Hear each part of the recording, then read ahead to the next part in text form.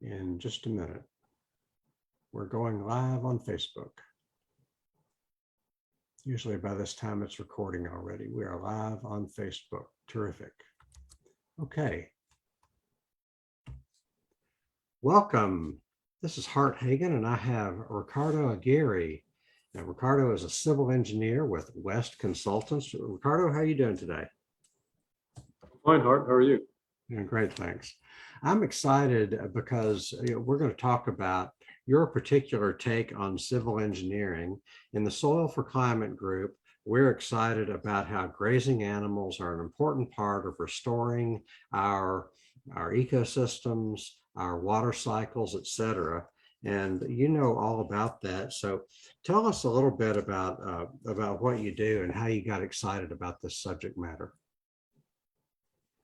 Sure. So it started when my son was born, to be honest. I was concerned about what kind of legacy I was going to leave behind. He obviously made a dramatic impression as he came into my life. And so I imagined a conversation about 15 years in the future with him where I imagined that he had asked if I knew that the environment was degrading, and as a civil engineer, was I in a position to do something about it? And I didn't want that question to be, yes, I knew, and no, I just continued to do what I was doing. And so I, at the same time, knowing that I grew up on a cotton farm and a cattle ranch, wanted to instill agrarian values in him. And but I didn't want it to be that chemically supported industrial agriculture. So I looked elsewhere at that same time that he came into this world, and I identified regenerative agriculture. And this was about 15 years in my career, and I began to recognize that there were methods and practices within regenerative agriculture approaches such as permaculture or holistic management that I can offer over to my existing clients. And so I embarked on basically a reinvention or transformation of not only myself, but even my career. And so that's kind of what led me to where we're at today. Fortunately, people are recognizing, especially here in Southwest and arid regions around the world, that we're kind of in ground zero and we need to start doing something about it. So it's kind of continues to converge, and I feel like somebody's got to step up and do some things. And so, yeah, in the face of his generation and beyond, this is why I'm doing what I'm doing.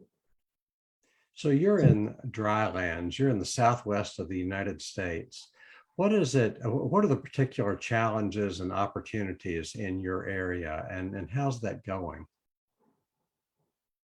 Well, the biggest challenge came last year when Lake Mead, one of two major reservoirs along the Colorado River, went below a water surface elevation that triggered what the Bureau of Reclamation calls a Tier 1 water shortage. And that trigger had prompted a rationing that's affected Arizona, Nevada, California, and the Republic of Mexico. And what that means for Arizona is they basically turned the faucet off on Arizona's largest agrarian county that produces cotton for, it's basically the #1 cotton producer in the state and one of the top cotton producers as a county in the country.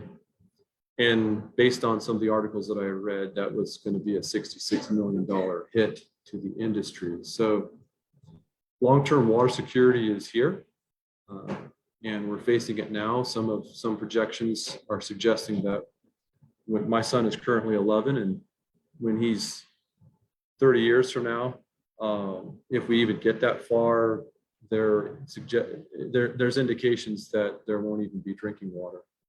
So that's the concerns or the threats that we're facing. The opportunities, of course, is to develop new approaches to resolve those issues.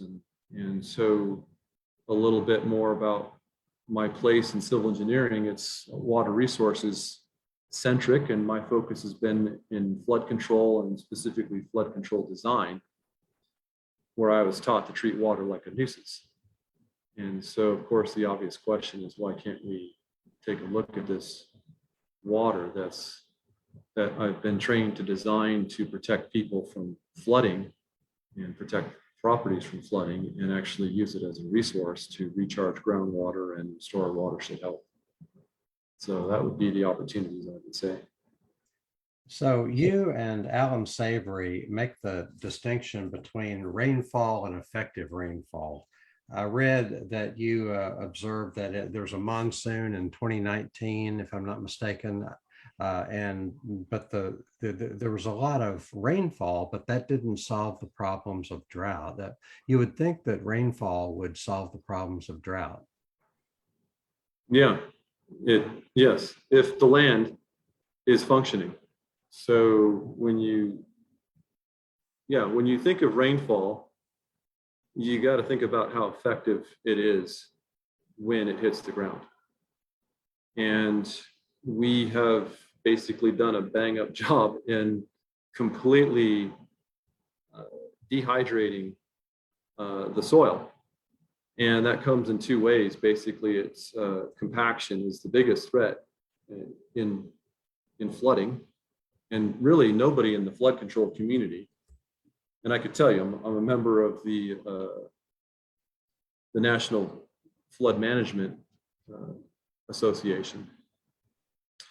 And at these conferences, whether they're local conferences or national conferences, nobody's talking about compaction. The other threat is bare soil. So if the soil...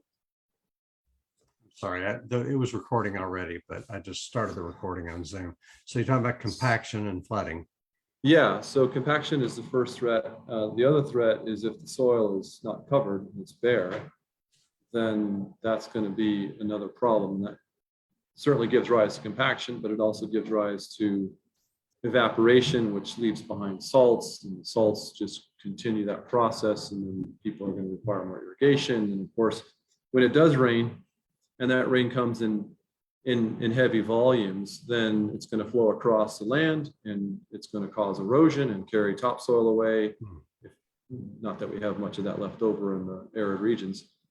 Dust storms, some of the projects that we're working on, wildfires in areas where plants are still, well, really woody vegetation has moved in.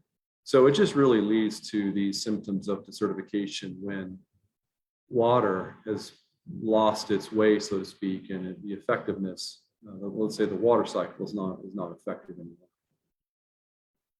So your family has grown cotton. What are some of the particular challenges in growing cotton that can be solved with holistic land management? You know, that's going to be an area that I can only provide some theoretical response. The cotton is a very water intensive crop, and it's unique in a way where it works well in Arizona, in southern Arizona, because of the weather. It doesn't like to get rained on, so to speak, and it likes the heat. So when you're able to flood irrigate and provide the plant with sufficient water, it functions well, and that's why it's been such a successful crop. But in the face of causing declining groundwater and drawing a lot of water from the Central Arizona project, which is basically Colorado River water. So that's the model from an industrial approach. What we're looking to do, in truth be told, Hart, we're not quite there yet, is to explore soil organic matter instead of just basic crop rotation. We're looking to move livestock in and see if we can kind of get those natural organisms in the ground and see how the crops would perform. But and we've got a demonstration site, but right now the focus is mostly just graze lands or range lands to see if we can restore watershed health on a watershed wide level. And then from there, once we prove that, because that's where I think the biggest opportunity is to restore watershed health and watershed function, is to approach it with the megafauna, that being cattle, sheep, or goats, or beyond. Then we're going to start to probably want to take a step back and begin to ask questions about how we can explore cropping practices, especially in arid climates where cotton would be an approach to do that, or rather a crop to do that. So most people, when they hear about grazing, I mean, we hear about overgrazing as being one of the main causes of desertification. And it's a surprise to many people when they first hear that grazing can actually be part of the solution. How does that work? Well, the truth of the matter is that nature had developed an intelligence that had largely showcased itself during the Pleistocene age, where we had massive amounts of megafauna, woolly mammoths, buffalo, deer, elk, the list goes on, bison, and nature had figured out a decision-making process, one of which, the major one being predation. The others, of course, the other one is not much talked about, is females selecting for fitness. Based on those, let's say, systems, and the focus really should be in predation. Grasslands had coexisted with that process.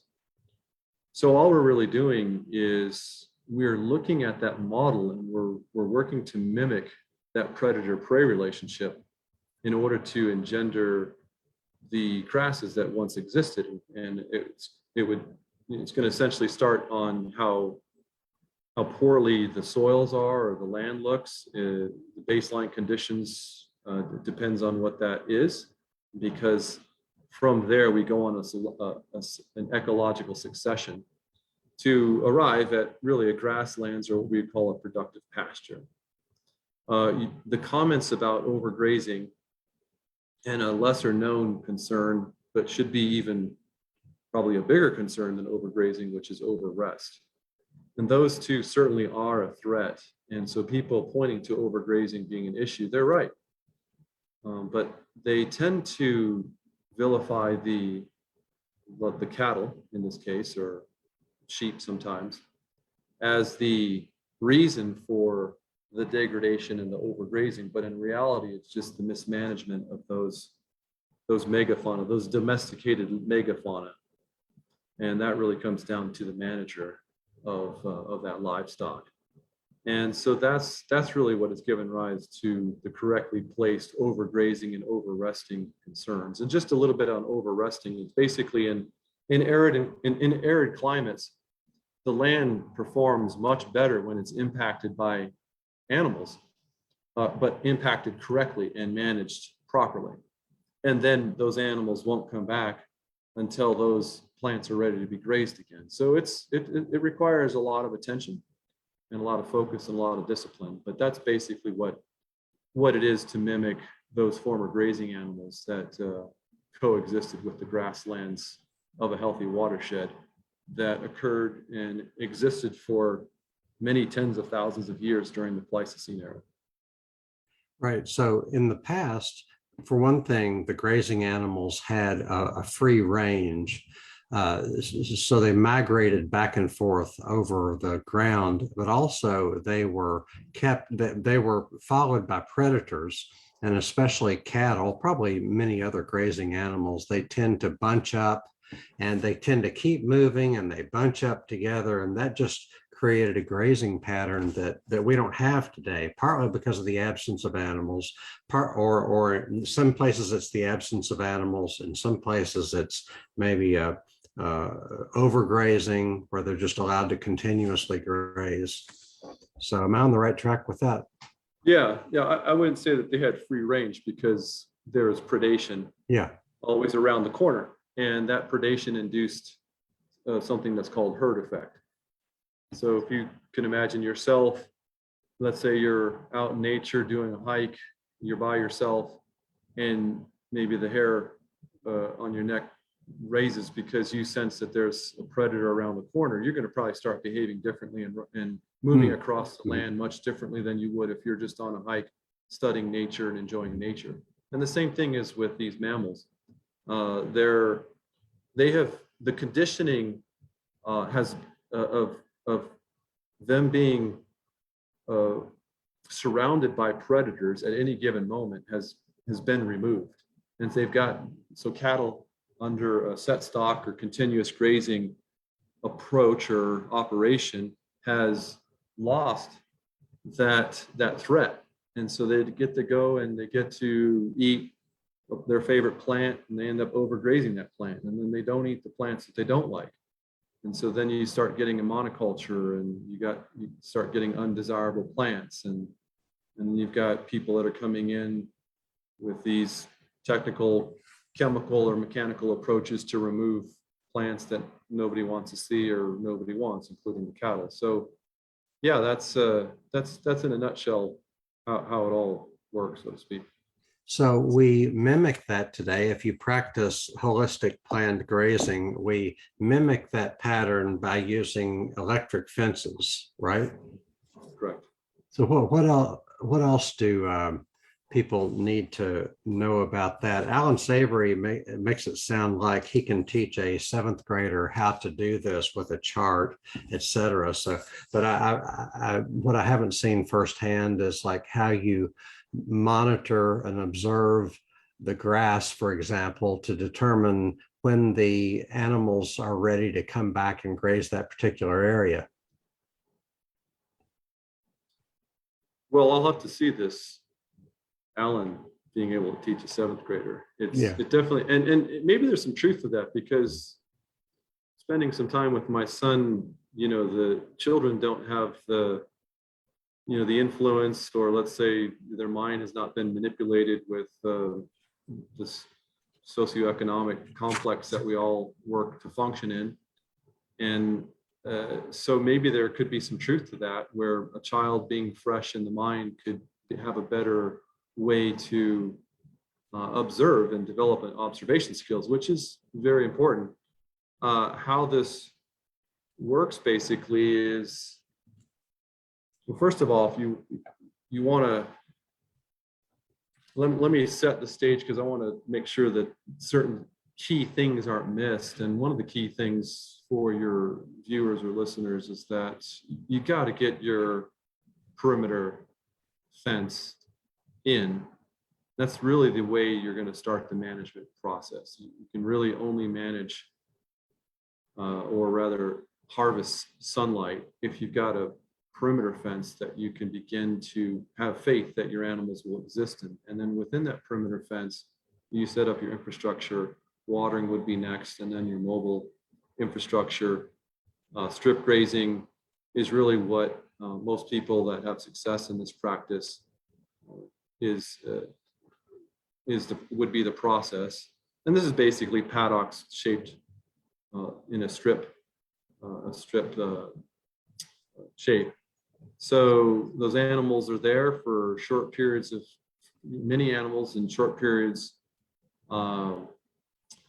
and moving, very quickly to the next paddock, And so when I'm saying many animals in small areas for short periods of time, it's probably maybe up to 8 hours, could be 4 hours, it could be a full day, but it really depends on the conditions and the outcome that's wanted. So if there is not a lot of carrying capacity in that small paddock, and you don't have extra inputs to bring, such as feed for the animals, then you want to move them faster. If you want to keep them there longer and have more impact, then you're probably going to need to bring in some more feed. But then as you have that cover, you want to leave some cover behind. Seasons cycle, hopefully get some rain events, and you create a germination condition for seeds, and you start that first succession. Usually it's probably going to be annuals, what people like to call weeds.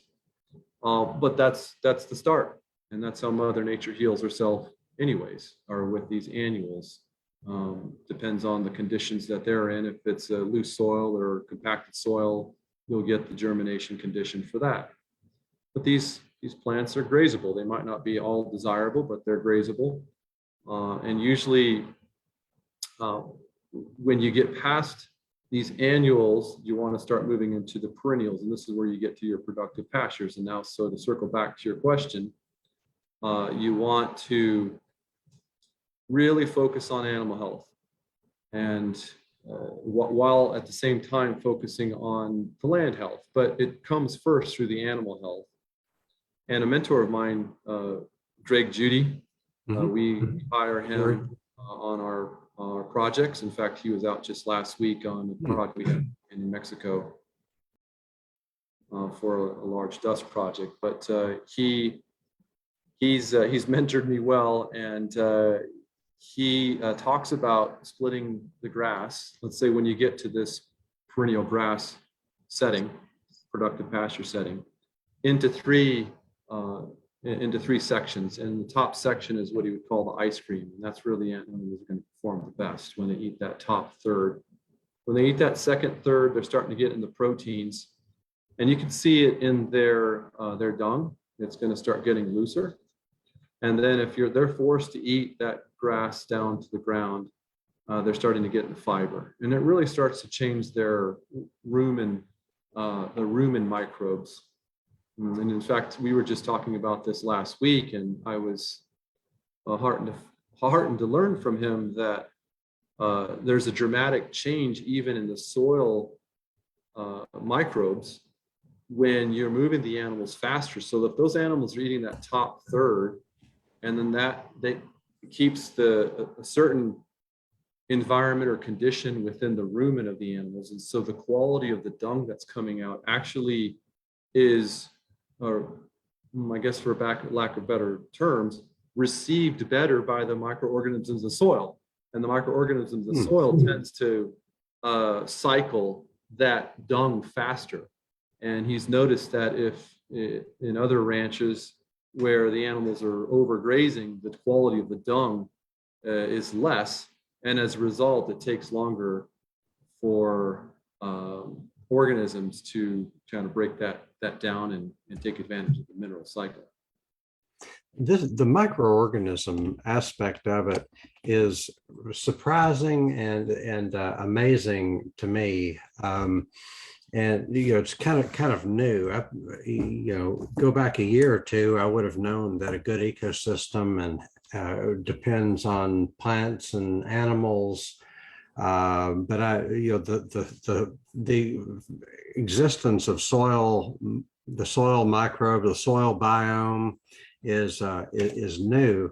And you're saying that the quality of the you want your animals to eat that top third of the grass because that's better nutrition for them. And I think it's also better for the grass, right? That top third is best not to get too much far below half of that. So yeah, in fact, I'm glad you brought that up. Another luminary in this space, Jim Garish. I saw a presentation of his, and he had a chart, and it makes a lot of sense where if you leave more behind, if you can imagine, then that's just more solar panels in the form of leaves collecting sunlight. And so they've done studies. I think he was a professor at the University of Mississippi, and he's done a lot of work. I think he has grazing schools himself, like Greg Judy, in exploring on average, how severely to graze a paddock. And he had a chart where there was 2 inches left behind on average, 4 inches, 6 inches, and somewhere between the 4 to 6. And of course, it all depends on the species, because some species grow higher than others. And so this is all contextual, but in general, based off the species that he was studying in this area, I think it was in Idaho, somewhere between 4 and 6 inches, they actually produced more volume of feedstock because they left behind those solar panels, so photosynthesis could continue. And of course, the animals can come back faster. And so this all goes back to that question you asked a few moments ago about how all this works, and Alan and a seventh grader, right? So, I mean, it all has to just be, it's a context in terms of what you want to get out of that. In Sweden, I've had conversations with my wife, and her father's operation is amazing, but there's a tendency to graze a little more severely on these paddocks. And so she and I had talked about perhaps running some experiments in one of his paddocks where we're doing strip grazing and we leave some left behind. And I've shared Jim Garish's charts with her, so she can sit with her father. But yeah, I mean, it's about dialing it in. And the other thing that Alan talks about in holistic management is quality of life, and to be able to write this in your context. And so that's where I feel very fortunate to be in the space that I'm in as an engineer and offering this as an alternative to the public sector clients, local, state, and federal governments, where there's sufficient funding that for us to work towards setting up an infrastructure scenario that makes it a lot easier, where you're not out there having to move the animals every few hours, depending on the carrying capacity. And so it's a matter of putting this all together and having patience and discipline and the willingness to get out there and keep the animals moving and make sure that they're not back at that paddock until it's ready to be grazed. I think you're on mute too, by the way, Hart.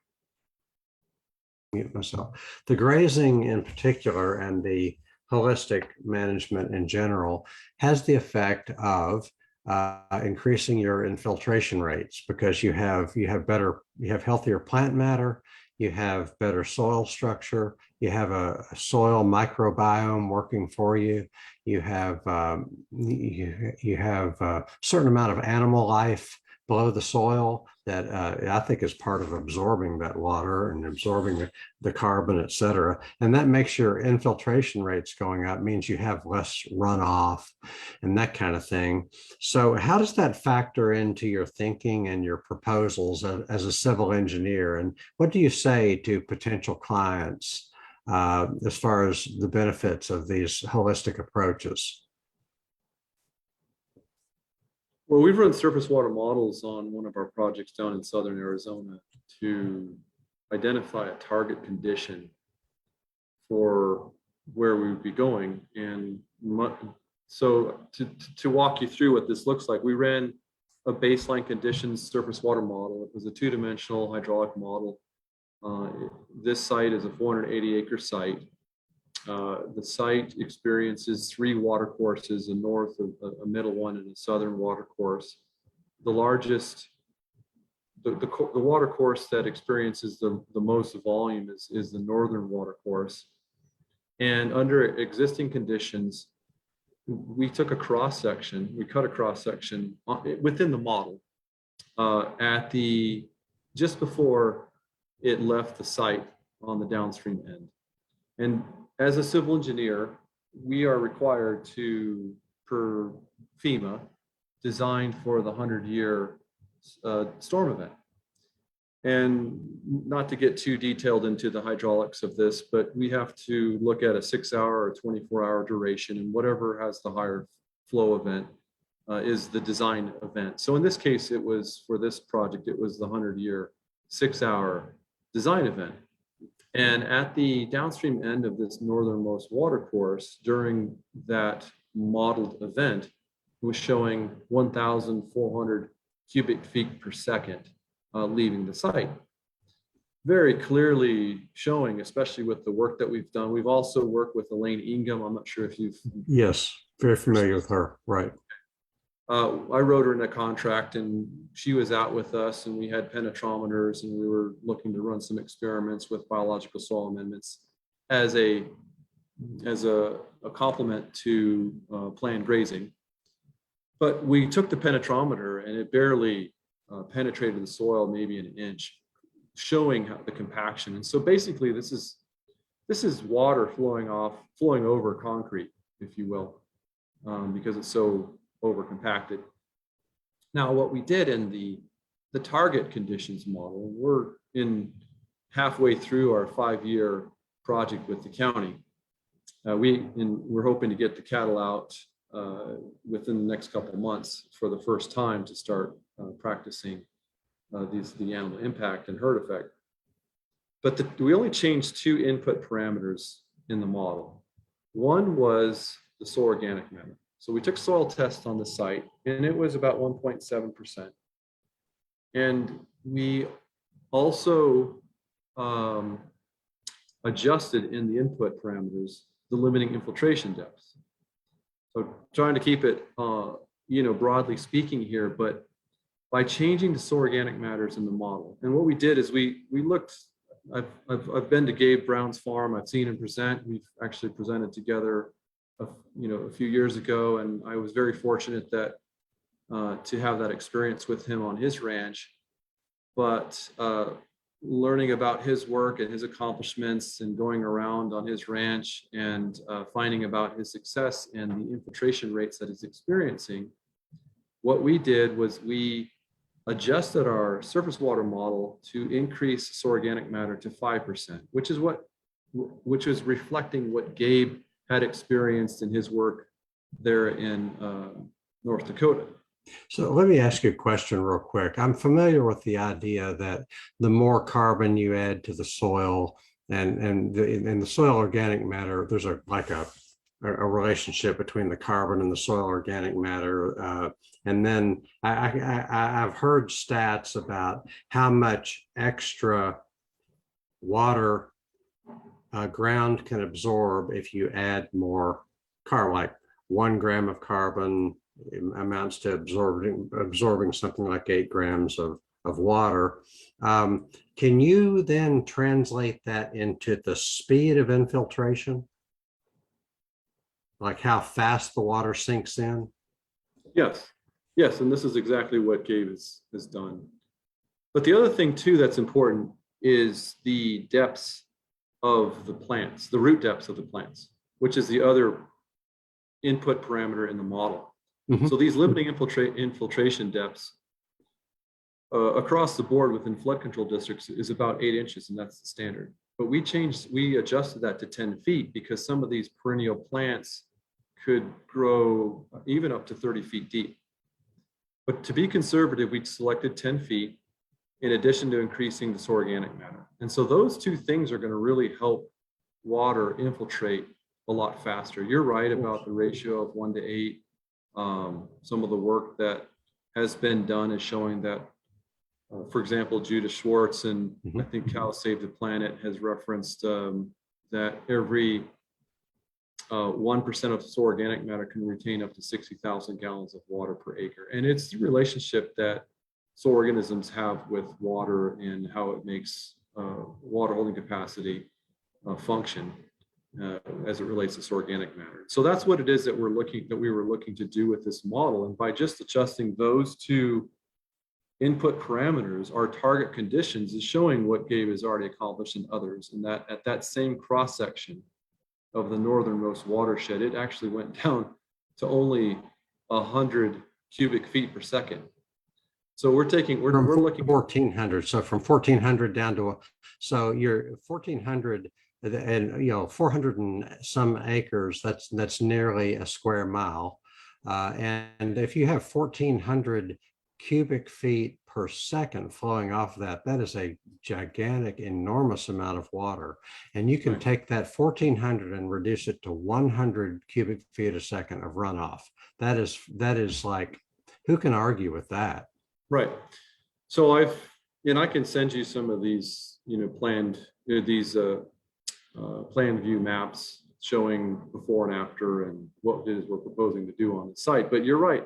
Who can argue with that? And that's why I've been out there communicating why not work with nature. What we did at these 2 cross sections too, I think is important is, so where'd the 1,300 cubic feet per second go?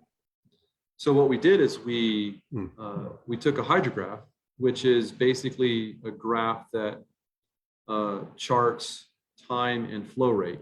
So as the rain comes through a watershed, of course, let's say a river is going to increase the flow rate, and then when the rain passes, that flow rate will go down to either a baseline or ephemeral condition.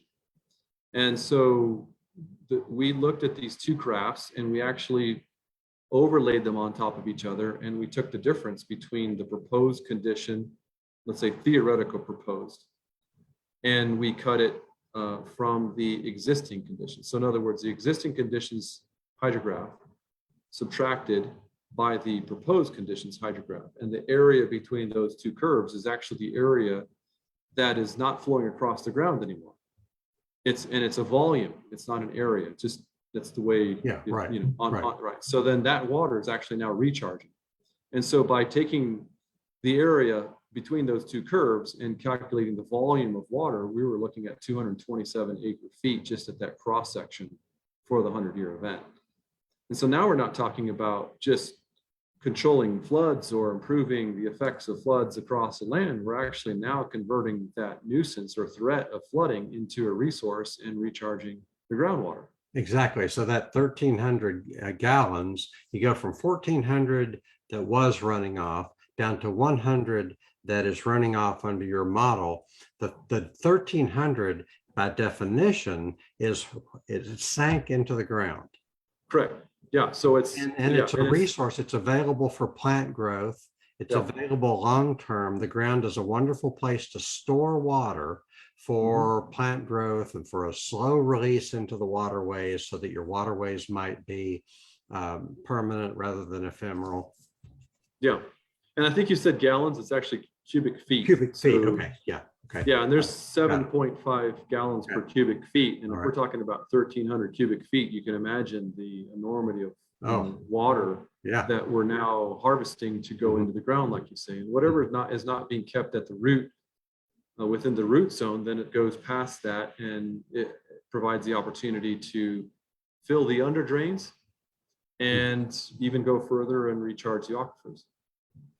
Right. I remember Mark Shepard mentioning once that, he has the Keyline method, and using his methods, the aquifers could be recharged much faster than we're commonly led to believe. Yeah, keylining is another area that we're looking to use as an accelerator before we hand it off to the livestock. Let me ask you about that. It seems to me, okay, there's Keyline is one way of slowing down the water and slow spread and soak. Soil, just having healthy soil is the way to soak it into the ground. It's a way to capture it. Both of these are rainwater harvesting methods. It seems to me that you're more likely to use a keyline or swales on contour if you have more slope. Whereas the flatter it is, the more it makes sense just to work on your plant matter and your soil health. I mean, correct me if I'm wrong. Well, for me, it really comes down, as an engineer, I was really influenced by physics and this approach to looking at things critically and identifying fundamental truths in how things work. Some people call it first principles thinking. And anytime we're going to jump on a tractor and rip something or use chemicals, then it's not something that came out of a 4 billion year old perfected system. And so whether we're up on slopes or whether we're down on the flatlands, at the end of the day, Mother Nature had solved the program long before we developed these scientific and technical complicated practices from the industrial age. Now, that's not to say that there is an opportunity for well-placed practices and treatments that uses technology. But it comes with just what is your context and certain cautions about are you overusing that and is it scalable? And to me, that's the biggest conversation here, given what humans have done, what we've done to ourselves, so to speak. It's just going to cost too much if we don't leverage the free labor forces that Mother Nature has provided us, and it's just about managing them, whether it's managing small microorganisms in the soil, from fungus to bacteria, and getting that fungal bacteria ratio of 1 to 1 to establish the successional, the succession of having a productive pasture or the grasslands, or, large ungulates that roam across the land and mimic, the predators that chase them. And to me, that's the most scalable thing that exists, because they're operating off of a free energy source in the sky that happens to be consistent. And that's something like, and it's like I said, as long as it's well placed, but if there is too much of an attachment to something like a mechanical or a chemical approach, it tends to give rise to an addiction. And those practices are not attached to something that's consistent and free, that comes over the mountain or the hill every day, or the horizon every day. It's attached to the economy, which is always cycling, and there's always risks to that. Well, Ricardo, why don't you tell people how they can get in touch with? Well, let me see. I forgot that Ed and Lionel, y'all are the two listeners on this call. If you have questions, please let us know. But Ricardo, why don't you tell us how to get in touch with you? What are the organizations that you're connected with and your positions in them? And what kind of work are you looking for? What kind of clients would be ideal for you? Sure. So I'm the Director of Land Management and Water Security for West Consultants. I'm the office manager for West's newest office, which is kind of this hybrid field corporate office. It's in Red Rock, Arizona. West has been, as I indicated in the beginning part, very excited and embraces the work that we're doing here as a service line. And as a result, they've invested in a demonstration site that we have. It's an 8-acre piece of property that is adjacent to Interstate 10 in between Phoenix and Tucson. We give tours. Wes has also invested in starting a nonprofit. It's called Drylands Alliance for Addressing Water Needs. And that's, we have the website up and running. We just got it up and running as a soft opening. The website address is drylandsalliance.org. We've got a board of directors there. I'm the executive director of that. So we give tours, and through the nonprofit, we also give training. And so I'm an accredited professional with the Savory Institute to teach holistic management.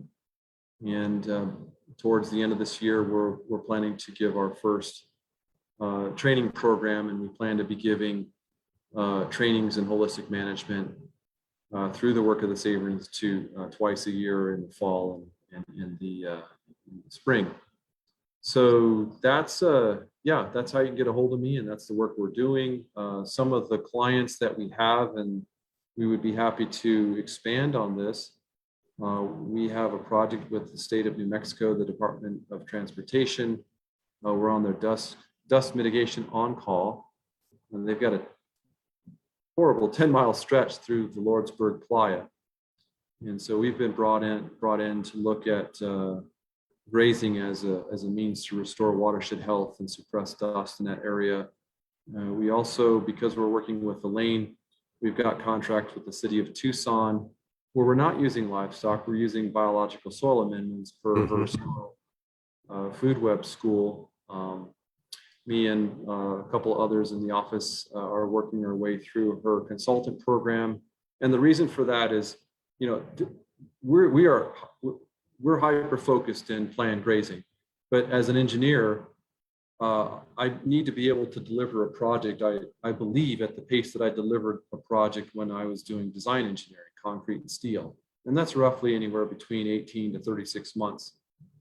Now, in doing so, depending on the conditions of the environment or the client, we have to take a step back and look at basically three things: the time, money, and labor.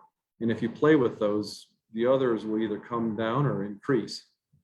And so that's kind of goes part and parcel with the client's context that we have to explore. And so looking at those conditions, but going back to is important. But again, I wanted to just expand on that and digress a moment.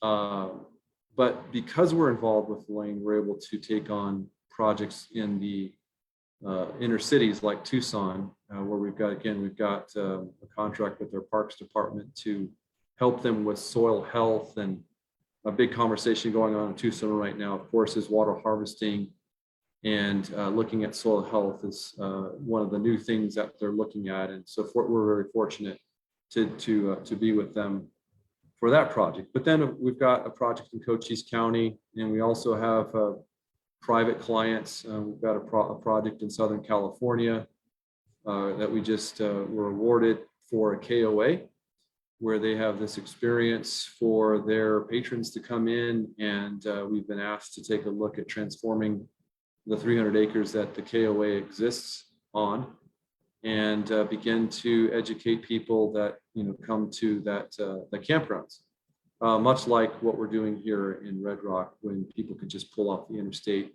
and learn about what it is that we're doing. So anything within, I guess, that range. I mean, it's all about restoring watershed health in both the urban and built environment, as well as the rural, much larger watershed wide levels as well. So if you work with Elaine Ingham on soil amendments, I mean, there's nobody who knows soil like she does, and the compost and the compost tea, designing exactly the compost that's needed in a particular area, using the indigenous microbiome in that area, that kind of thing. And it seems like if you do that, if you apply those, then whatever plants are growing are going to be more vigorous. And you get, I don't know, what effect have you seen with applying the compost tea and the soil amendments? Part of our operation includes a market gardening program where we grow greens, edibles, and take it to the farmers market on the weekends. And so that's really where we mostly have focused, at least within the Red Rock office and the DAAWN demonstration site. We've got about a 1/4 acre of croplands that have these edibles on them. And so we have been seeing wonderful results in the plant's performance, the plant's resiliency, the ability for the plant to respond with the photosynthesis. And basically I'm just conveying this to you secondhand, because we've got a ranch manager who I think you're aware of, Grant. Mm-hmm. And these are the kinds of things that he's reporting to me. And so I'm just conveying that along. We've had quite a bit of success. As I mentioned before, on our much larger site, this 480-acre site, Elaine was there, and scale came up. And this is a little bit outside of your question, because we haven't gotten to the point where we're looking at her work on a much larger scale. So hopefully the market gardens at least satisfies the answer to your question. But where we're looking to go with her is, how do we get these organisms out there on a much larger scale? And one of the recommendations that she had was actually to put tea or extract diluted in the cattle's drinking water, so that those microbes are in their gut and mm-hmm. they're out there and passing it around on the rangelands. Fascinating. One thing I think that where Elaine seems to be particularly strong is getting the soil in shape if you're dealing with an industrial size monocrop, that kind of scale, as opposed to,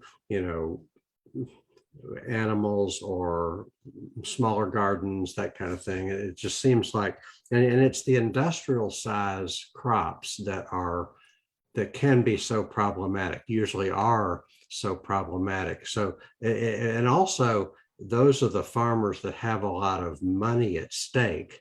So if she can come in and do something really good for the soil and help the farmers make more money on a organic or regenerative basis, then that would seem to be ideal. And you're not asking the monocrop farmer to change very much. They're still dealing with monocrops, just with better soil, you know.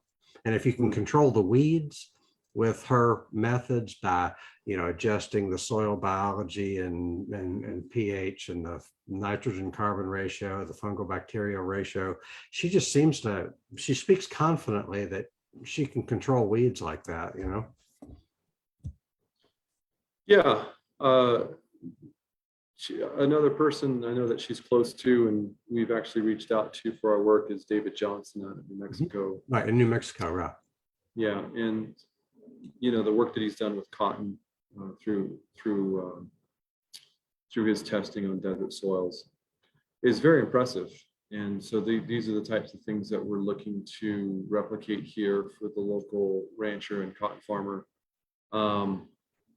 We'd recently been approached by a biotech company, but it's more along the lines of, you know, Elaine and David Johnson, where they're looking at cyanobacteria, and they know Elaine, and I've understood that they've had conversations a while back with her about the use of cyanobacteria, which is a very fortified structure for bacteria, and it's able to kind of hold up under, you know, harsher conditions. And so we're looking to work with them in combination with Elaine's work and bringing their which is basically algae. I think is really what this is. Cyanobacteria is a better way to call it, and just to work that in with the fungal matter and see what kind of results. But just with their work alone, they had worked with a cotton farmer, and it's my understanding that the results were that he used half the water and had double the production. So I mean, those are the kinds of things that I think would or should really transform the industry when you start mimicking nature. But you know, there's also this thinking that, well, if dad and granddad did it that way, then I'm going to keep doing it that way because that's what they did, type of an attitude. And that's a paradigm that I need to be working with often. Right. Well, Lionel or Ed, do you all have any questions?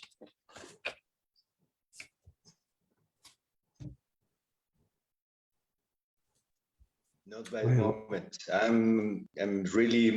I'm thankful for you with Julian and Mr. Aguirre about all this, but no further questions. Good to see you. Lionel's in Mexico City. Ed, where are you from? I forget. I know your name. Hi, I'm from Massachusetts. Yeah. Okay. Right. I don't really have any questions. All right. Well, thank you for joining us, Lionel. Ricardo, are there any words of wisdom you would like to leave us with? What would you like for people to know if you just had a few minutes?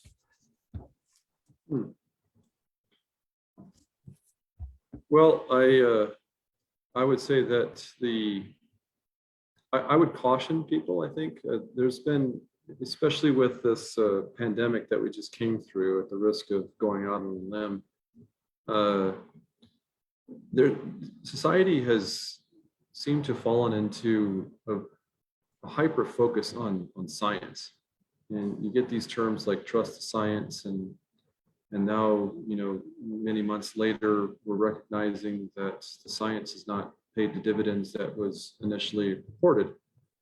And if you look close enough,